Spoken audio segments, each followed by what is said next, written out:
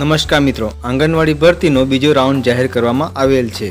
જે જિલ્લાઓમાં ખાલી જગ્યા પડેલ હતી કે જેમાં મેરિટ નામ ના આવ્યું હોય, ડોક્યુમેન્ટ વેરિફિકેશન ના કરાવ્યા હોય, જે કોઈ પણ મિત્રોએ અપીલ કરી હોય, બીજું મેરિટ લિસ્ટ જાહેર થયું છે। કયા જિલ્લામાં મેરિટ લિસ્ટ જાહેર થયું છે, ઓનલાઈન કેવી રીતે ચેક કરવું તેના માટે વિડીયોને આગળ નિહાળો અને ચેનલ પર નવા હોવ તો સબસ્ક્રાઈબ કરવાનું ના ભૂલશો। સૌપ્રથમ મિત્રો ગૂગલમાં EHRMS ગુજરાત સર્ચ કરો। સર્ચ કર્યા બાદ નીચે EHRMS ગુજરાત પર ક્લિક કરવાનું રહેશે। ત્યારબાદ નવું પેજ ખુલશે જેમાં રિક્યુમેન્ટ પર ક્લિક કરો,